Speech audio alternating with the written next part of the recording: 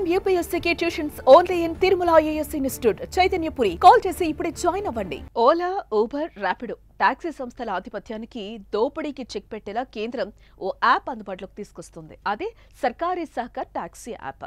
దీనిపై పార్లమెంటు వేదికగా అమిత్ షా ప్రకటన చేశారు. సహకారి యాప్ అందుబాటులోకి వస్తే అటు డ్రైవర్లకు ఇటు వినియోగదారులకు మేలు జరగనుంది.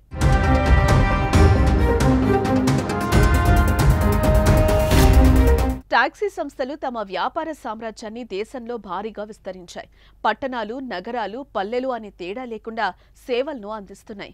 పబ్లిక్ ట్రాన్స్పోర్టులో ప్రయాణించలేని వారు, అర్జెంటుగా గమ్యాలకు చేరాల్సిన వారు వీటిని ఆశ్రయిస్తున్నారు. సొంతంగా వాహనాలు లేని వారికి, ఫ్యామిలీతో బయటకు వెళ్లే వారికి ఇవి సౌకర్యంగా కనిపిస్తున్నాయి.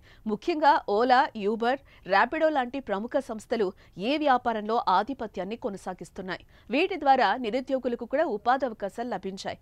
కానీ కష్టానికి తగిన ఫలితం మాత్రం రాకపోవడం వారిని నిరాశకు గురిచేస్తోంది.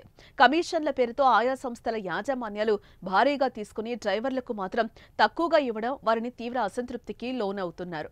అయితే కేంద్ర ప్రభుత్వం తీసుకొస్తున్న సహకారి యాప్ వారికి కష్టాలు తొలగిపోనున్నాయి.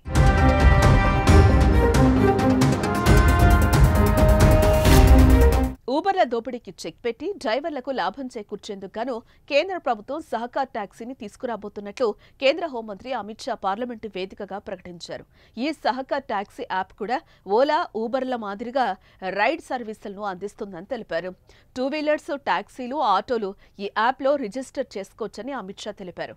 అంతేకాక ఈ సహకార్ టాక్సీ యాప్ ఓలా, ఊబర్ల మాదిరి డ్రైవర్స్ దగ్గర నుంచి ఎటువంటి రుసుం వసూలు చేయదని, మొత్తం వారికే చెల్లిస్తామని తెలిపారు. कोऑपरेटिव बेसिस पर ओला, उबर जैसी एक बहुत बड़ी कोऑपरेटिव सहकार टैक्सी आने वाली है, जो 2 व्हीलर की टैक्सी का भी रजिस्ट्रेशन करेगी, जो रिक्शा का भी रजिस्ट्रेशन करेगी और 4 व्हीलर का भी करेगी, और उसका मुनाफा किसी धन्ना सेठों के हाथ में नहीं जाएगा मान्यवर, वो ड्राइवर के पास जाएगा।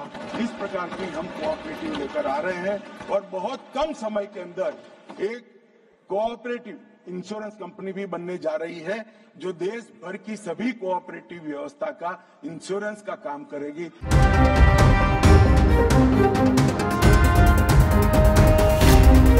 కేంద్రం తీసుకున్న ఈ నిర్ణయంతో ఓలా, ఊబర్, ర్యాపిడో లాంటి సంస్థలకు చెక్ పడే అవకాశం కనిపిస్తోంది. ఎందుకంటే కేంద్రం తీసుకొస్తున్న సహకార్ టాక్సీ యాప్లో కమిషన్స్ తీసుకోదు. దీంతో వాటికంటే ఎక్కువ సంపాదించే ఆదాయం చేకూరుతుంది. దీని ద్వారా డ్రైవర్స్ సహకార్ టాక్సీ వైపే మళ్లుతారు. అదేవిధంగా వినియోగదారులకు కూడా ఛార్జీలు తక్కువ ఉంటే కేంద్రం తీసుకొచ్చిన యాప్ రైడ్ బుక్ చేసుకుని ప్రయాణిస్తారు. దీనికి తోడు ఇటీవల ఓలా, ఊబర్ లాంటి సంస్థలపై బోలెడు ఆరోపణలు వచ్చాయి. ఐఫోన్ లేదా ఆండ్రాయిడ్ ఫోన్లలో బుక్ చేసుకుంటున్నారా అనే దాని ఆధారంగా కూడా రైడ్ ఛార్జీలు మారుతున్నాయని నివేదికలు వెల్లడించాయి. దీంతో వాటికి నోటీసులు కూడా జారీ అయ్యాయి. అయితే ఈ ఆరోపణలను ఓలా ఖండించింది. ప్లాట్ఫామ్ ఆధారితంగా ధరలు మారతాయనే దాన్ని తోసిపుచ్చింది.